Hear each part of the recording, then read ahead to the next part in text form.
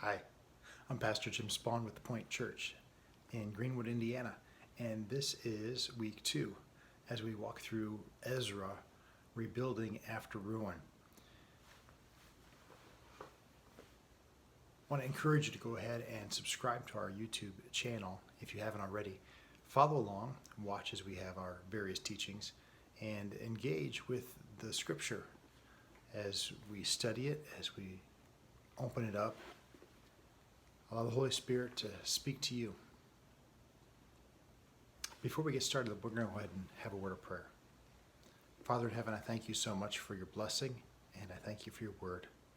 I thank you for this day and this time for us to meet face to face across the screen. We trust that your Spirit would come and guide our hearts and our minds. Teach us. Teach us, Lord. Show us your ways. We pray in Jesus' name. Amen. We're looking at Ezra. Last week we began with just the first couple verses, and this week we're going to go ahead and jump into the following verses in chapter 1, and then look a little bit at the names,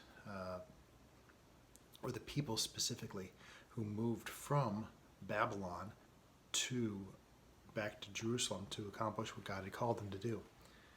So looking here at Ezra chapter 1, verses 5 and on, it says this: Then the family heads of Judah and Benjamin, and the priests and Levites, everyone whose heart God had moved, prepared to go up and build the house of the Lord in Jerusalem. All their neighbors assisted them with articles of silver and gold, with goods and livestock, and with valuable gifts, in addition to all of the free will offerings. Moreover, King Cyrus brought out the articles belonging to the temple of the Lord, which Nebuchadnezzar had carried away from Jerusalem and had placed in the temple of his God. Cyrus, king of Persia, had them brought by Mithredath, the treasurer, who counted them out, and Sheshbazzar, the prince of Judah.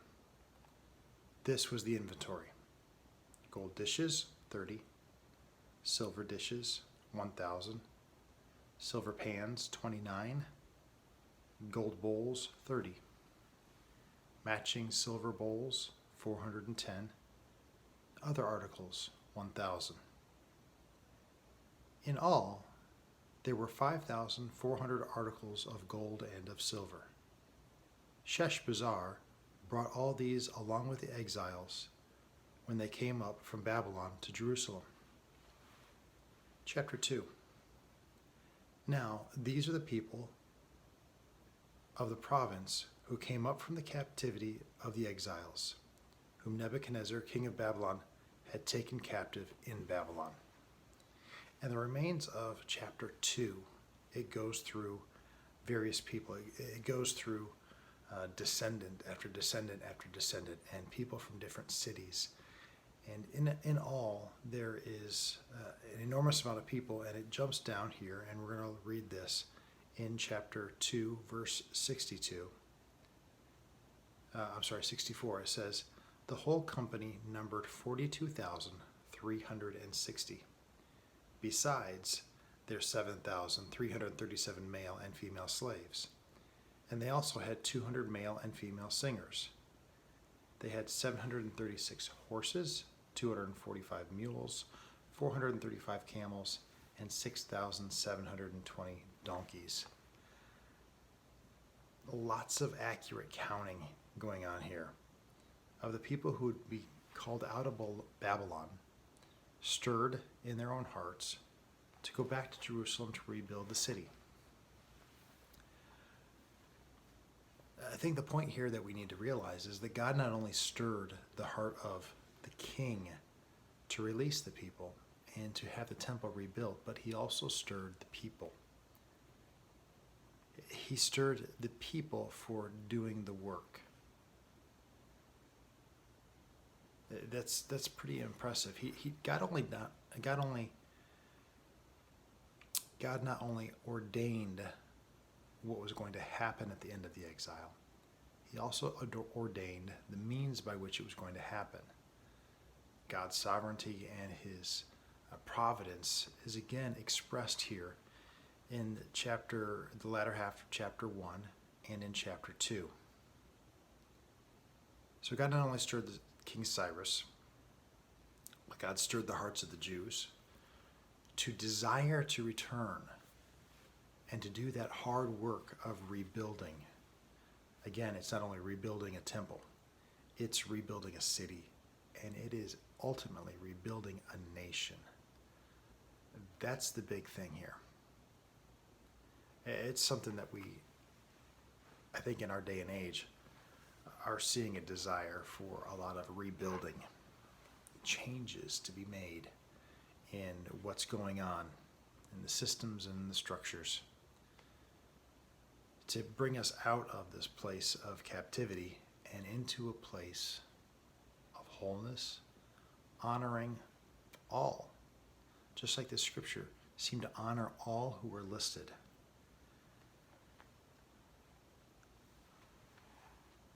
Philippians chapter 2 is a section of scripture which reminds me of how I need to behave, and I think reminds all of us in how we need to behave as we go about doing God's work. Paul writes to the church in Philippians, if you have any encouragement from being united with Christ, if any comfort from his love, if any common sharing in the Spirit, if any tenderness and compassion, then make my joy complete by being like-minded, having the same love, being one in spirit, and of one mind. Do nothing out of selfish ambition or vain conceit.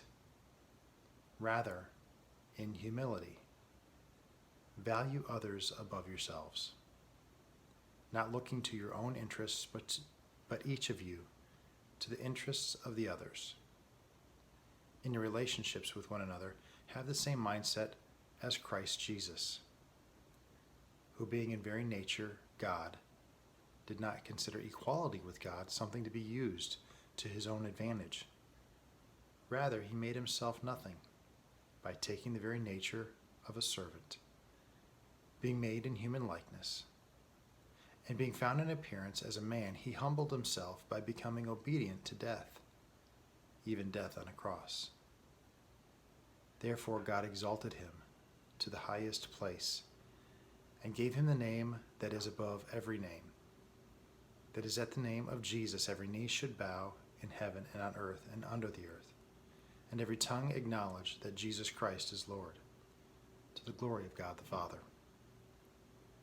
Therefore, my dear friends, as you have always obeyed, not only in my presence, but now much more in my absence, continue to work out your salvation with fear and trembling. For it is God who works in you to will and to act in order to fulfill his good purpose. Did you hear that?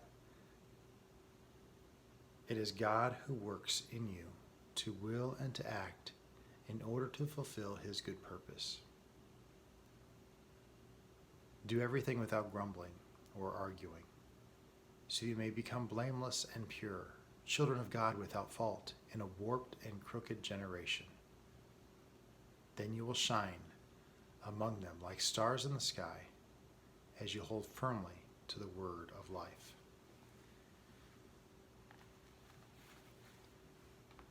God stirs his people, his children, to accomplish his good work, his redeeming work, his restoration. And after ruin comes, he stirs in the heart of those who would believe, those who would humble themselves before him, in order to take whatever they have in their gifts and their talents and move it to a place and to action to rebuild, to change the environment, to bring about restoration, hope, and healing. Paul writes about that here in Philippians.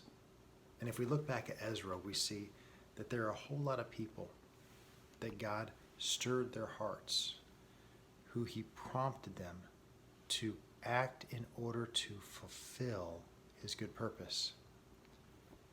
Going back to Ezra, I see people listed in these categories.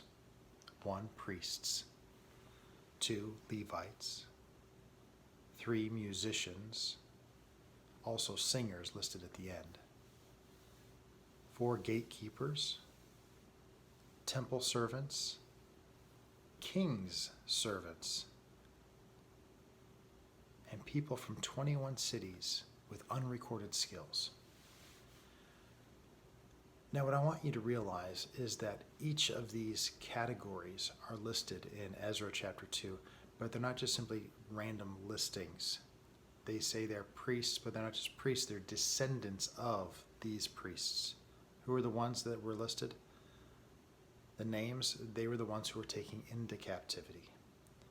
So these are their generations that followed, descendants of these priests and descendants of these Levites, descendants of these musicians and descendants of the gatekeepers, descendants of the temple servants, descendants of the king's servants. And what I want you to realize is in the descendants, many of these had no idea what the temple looked like. They had no idea what it felt like to live in a community that was thriving and being a powerful presence in its area. They only knew the place of captivity. And so God moved in their hearts to move literally from the provinces around Babylon back to Jerusalem. This group became like-minded in their passion and in their vision, willing to set aside, some of them, great wealth and success where they were, so that they could go back to where they needed to be to rebuild a nation, taking some of their wealth and offering it. Others around them, friends and family, taking what they had, and where they couldn't go and do that great work of rebuilding, they offered what they could. Financial support, both to those who were traveling, to them personally, but also to the work to be done. What happens? What happens when we take and are obedient to God? I think what happens, if we look at history, is that the generations to follow are impacted. When we rebuild a nation after it's been ravaged, when we work to rebuild a community after it's been shattered with bricks and fire, when we remove graffiti and work to restore relationships and work to change policies and systems that are failing, then what we do is we leave a lineage for the following generations, for the descendants of our names,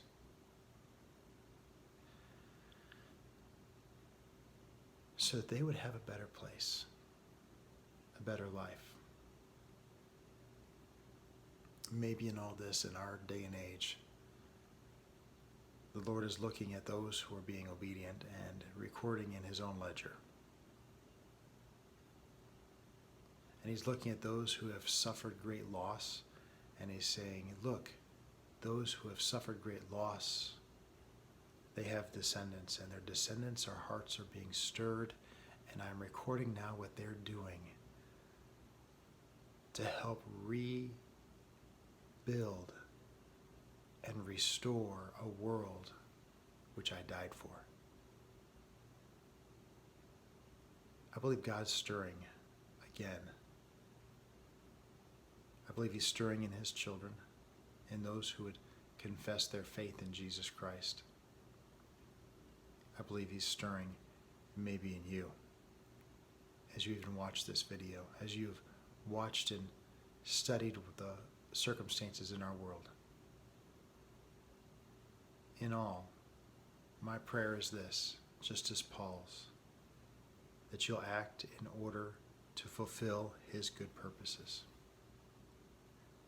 That you'll let your heart be moved, just as all of those who were listed in Ezra were moved. That you would do it in like-mindedness, in unity, the unity brought by the Spirit of living Christ. And that you do so without arguing and grumbling,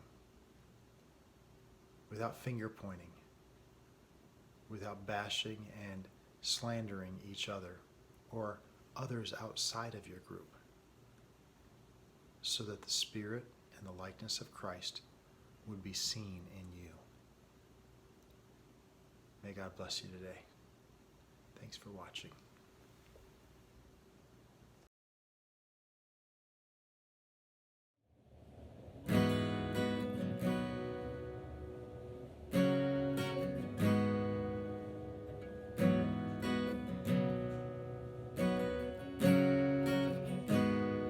Count on one thing, the same God that never fails will not fail me now. He won't fail me now in the waiting. The same God who's never late is working all things out, working all things out. And yes, I will lift you high in the lowest valley. Yes, I will bless your name. And yes, I will sing for joy when my heart is heavy all my days. Oh yes, I will.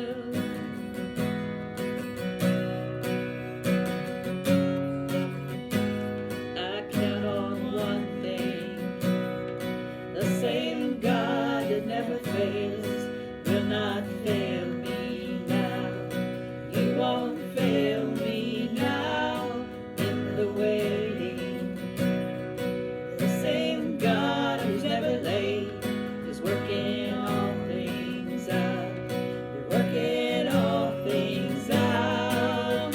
And yes, I will lift you high in the lowest valley. Yes, I will bless your name. Oh yes, I will sing for joy when my heart is heavy all my days. Oh yes, I will for all my days.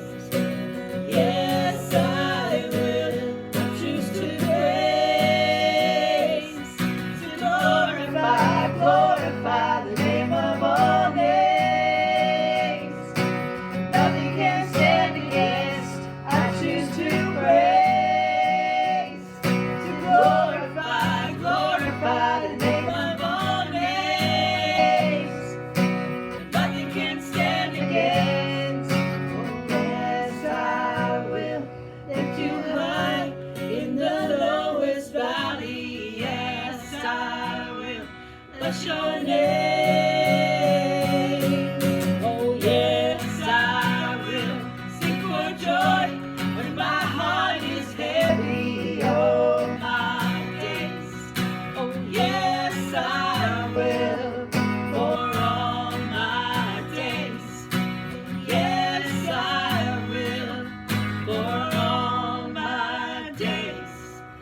Yes, I will.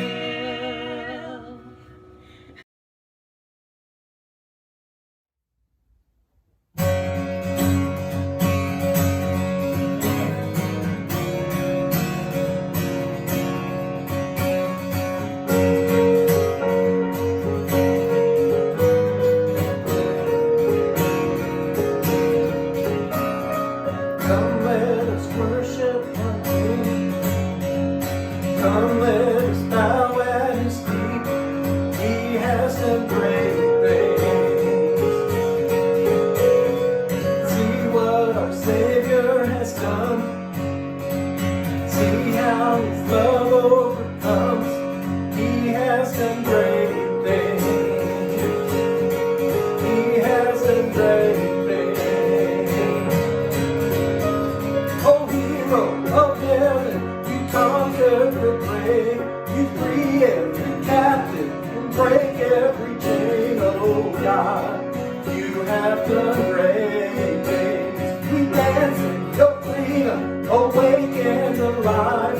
Oh Jesus, our Savior, your name lifted high. Oh God, you have done great things.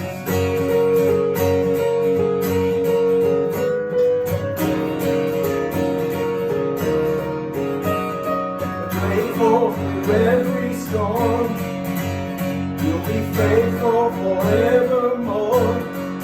You have done great things, and I know you will do it again. For your promise is yes and amen. You will do great things. God, you do great things. Oh, hero of heaven, you conquered the grave. You free every captive, break every chain. Oh God, you have done great things. We dance in your freedom, awake and alive. Oh Jesus, our Savior, your name lifted high. Oh God, you have done great things.